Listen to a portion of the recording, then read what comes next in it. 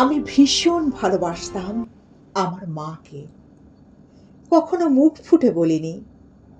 টিফিনের পয়সা বাঁচিয়ে কখনো কখনো কিনে আনতাম কমলালেবু।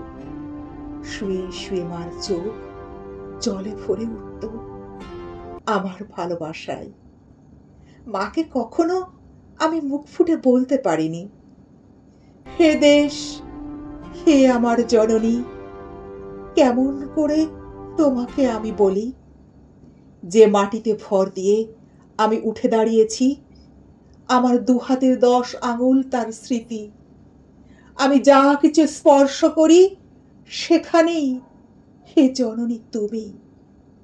আমার হৃদয় বীণা তোমারই হাতে বাজে হে জননী। আমরা ভয় পাইনি। যারা তোমার মাটিতে নিষ্ঠুর থাবা বাড়িয়েছে, আমরা তাদের ঘাড় ধরে সীমান্ত পার করে দেব। আমরা জীবনকে নিজের মতো করে সাজিয়েছিলাম, আমরা সাজাতে থাকব হে জননী। আমরা ভয় পাইনি।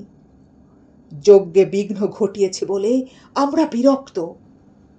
মুখ বন্ধ করে অক্লান্ত হাতে হে জননী আমরা ভালোবাসার কথা বলে যাব। এ দেশ আমার গর্ব, এ মাটি আমার কাছে সোনা।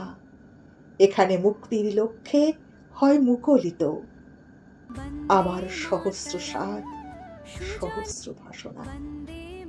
15 অগস্ট স্বাধীনতার প্রাক্কালে সবাইকে জানাই আগাম স্বাধীনতার শুভেচ্ছা ও ভালোবাসা। কবি সুভাষ মুখোপাধ্যায়ের অসাধারণ কবিতাটি জননী জন্মভূমি।